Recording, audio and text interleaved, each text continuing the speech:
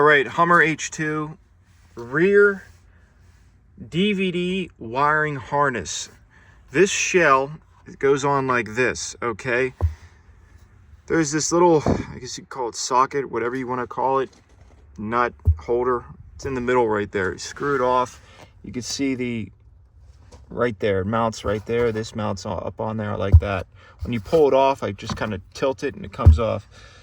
This is the harness right here. It goes in the upper left corner, okay, right there.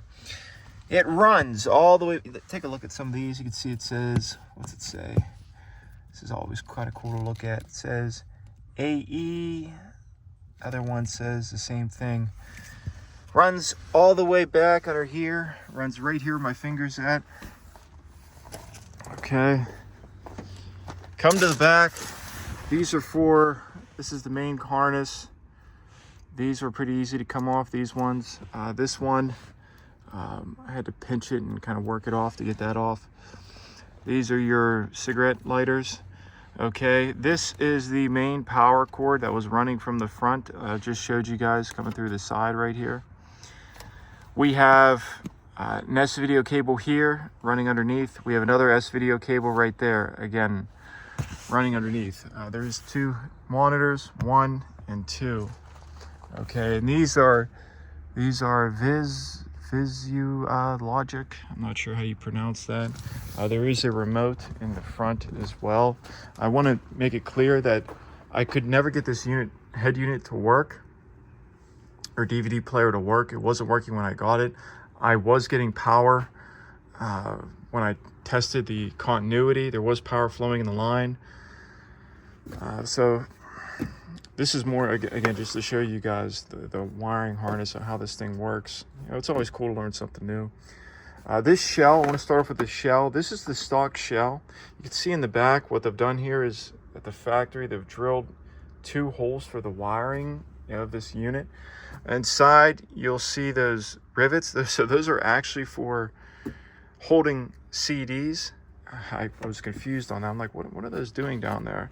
So you just don't see cars with, you know, holders for CDs anymore. Okay, on the back, there's 4 screws, 1, 2, 3, 4. These are very small. Okay. Again, we got a Visua Logic. Okay, AV input, power, play, stop, DVD. I'm not sure what VCD means. Audio, CD, MP3, eject button. All right. I did take the unit out, and there was a cord at the back. I thought that might have been loose. It wasn't. It's buried all the way down here at the bottom.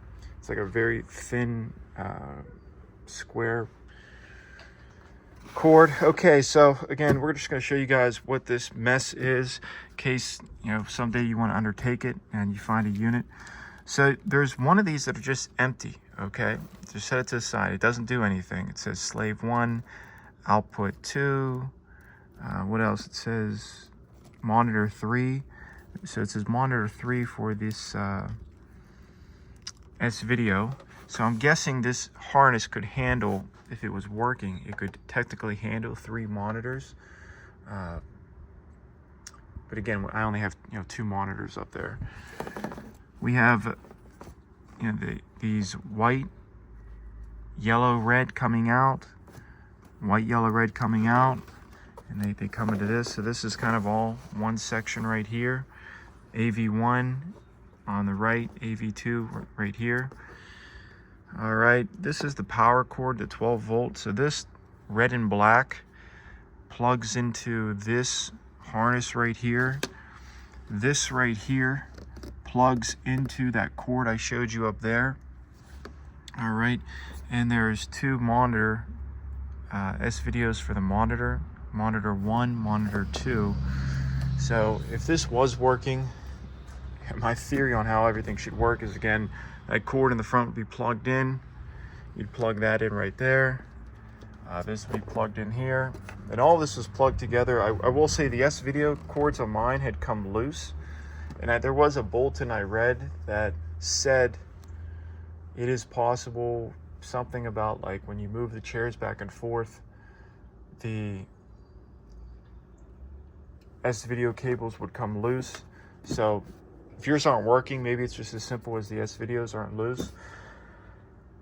I'm not, since this obviously doesn't work, I've mentioned that, what I'm gonna do is I'm gonna take this out, and I'm gonna patch this up with some duct tape, and then I'm just gonna use the bucket, because I'd really like to have that extra space, and I don't really ever watch DVD, even if this worked. I guess if it worked, I'd keep it, but since it doesn't work, I'm not gonna be watching DVDs in the back seat, nor is anybody else for that matter. And it's gonna open up a lot of room. Now these buckets, I've seen them online for like 50, 60, 100 bucks. So I'd rather just duct tape that, save the 100 bucks, and get back to work. So, all right guys, I hope you learned something. Thanks again for watching.